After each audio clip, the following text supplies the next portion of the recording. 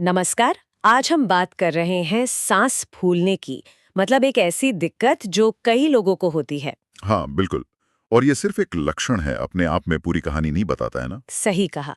तो सवाल ये है कि इस एक लक्षण के पीछे की असल वजह क्या है? कैसे पता लगाएं? देखिए, हमारे पास कुछ नोट्स हैं। इनमें अलग अलग लक्षणों के जो ग्रुप्स हैं और उनसे जुड़ी जो संभावित बीमारियां हो सकती हैं, उनका जिक्र है। अच्छा, तो आज हम इन्हीं नोट्स की मदद से ये समझने की कोशिश करते हैं कि शरीर ये जो संकेत देता है, इनको कैसे डिकोड किया जाए। बिल्कुल, चलिए शुरू करते हैं। तो सबसे पहले देखते हैं, एक पैटर्न जो इन नोट्स में साफ दिख रहा है वो दिल से जुड़ा हुआ लगता है। हम्म। जैसे अगर किसी को मेहनत करने पे सांस लेने में ज्यादा दिक्कत हो और खासकर लेटते समय ये बढ़ जाए। हाँ, ऑर्थोपनिया जैसे कहते हैं। हाँ, ऑर्थोपनिया। तो नोट्स के हिसाब से ये हार्ट फेलियर यानी दिल की विफलता का संकेत हो सकता है। हाँ, और ये लेटने वाली बात काफी दिलचस्प है, क्योंकि ये दिखाता है कि सिर्फ पोस्चर बदलने से लक्षण कैसे बदल सकते हैं। ये अपने आप में एक क्लू है। बिल्कुल। इसी तरह का एक और पैटर्न है। अगर सांस फूलने के साथ सीने से सीटी जैसी आवाज आए, वीजिंग जिसे कहते हैं। घरघराहट, हाँ। हाँ, घरघराहट, और ये तकलीफ रात में ज्यादा बढ़ जाती हो, तो ये अक्सर मतलब अस्थमा की तरफ इशारा करता है।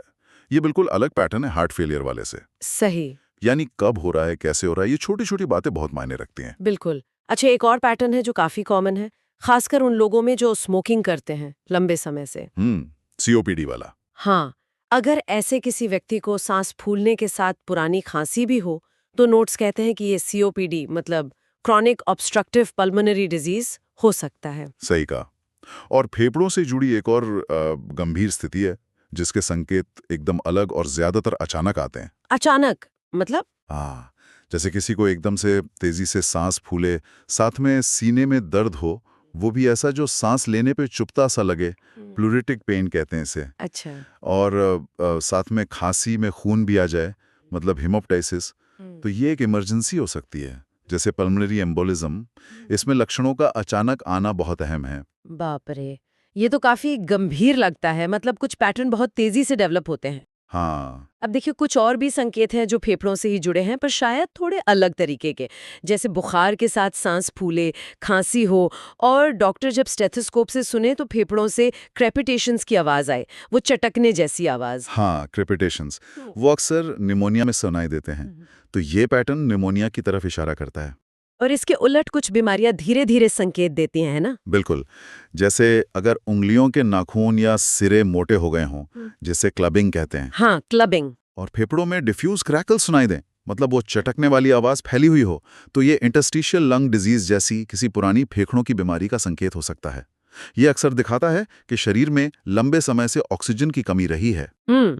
तो मतलब फेफड़े और दिल ये तो मुख्य हो गए, लेकिन नोट्स में शायद शरीर के दूसरे हिस्सों के लक्षणों का भी जिक्र है। हाँ, बिल्कुल है, क्योंकि शरीर एक सिस्टम है। जैसे अगर सांस फूलने के साथ पैरों में सूजन दिखे, पेरिफेरल एडिमा जिसे कहते हैं। अच्छा। और साथ ही गर्दन की नसें भी उभरी हुई या फूली हुई दिखें, एलिवेटेड जेवीपी कहते हैं इसे। तो ये दोनों लक्षण मिलकर राइट हार्ट फेलियर की तरफ संकेत करते हैं। ओके, तो ये दूसरे अंगों के लक्षण भी पहेली के टुकड़े जोड़ने में मदद करते हैं। निश्चित रूप से। और कभी कभी वजह बहुत सामान्य भी लग सकती है, जैसे खून की कमी यानी अनीमिया। अनीमिया? हम्म। उसमें भी सांस फूलती है? हाँ, क्योंकि खून में ऑक्सीजन ले जाने वाले हीमोग्लोबिन की कमी हो जाती है, तो सांस फूलने के साथ अक्सर बहुत ज्यादा थकान भी महसूस होती है। ये उसका पैटर्न है। अच्छा। और एक और पैटर्न है जिस पे ध्यान देना जरूरी है। अगर सांस फूलने के साथ वजन तेजी से कम हो रहा हो और रात में पसीना आता हो, तो नोट्स के मुताबिक टीबी यानी ट्यूबरक्लोसिस जैसी किसी इन्फेक्शन की जांच करानी चाहिए।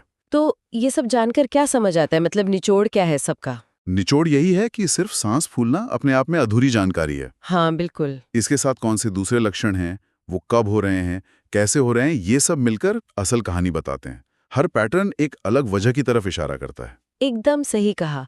ये जानकारी एक तरह से हमें सिखाती है कि हमारा शरीर कैसे बात करता है, कैसे अलग-अलग समस्याओं के लिए अलग-अलग संकेत देता है। बिल्कुल।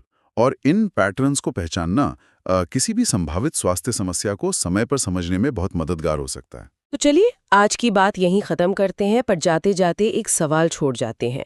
हमने कई आम पैटर्न्स की बात की जो नोट्स में थे, पर क्या सांस फूलने के कुछ ऐसे भी कारण हो सकते हैं जो शायद इतने आम ना हो या जिनके लक्षण इन जाने पहचाने पैटर्न्स में फिट न बैठते हो? ये सोचने वाली बात है।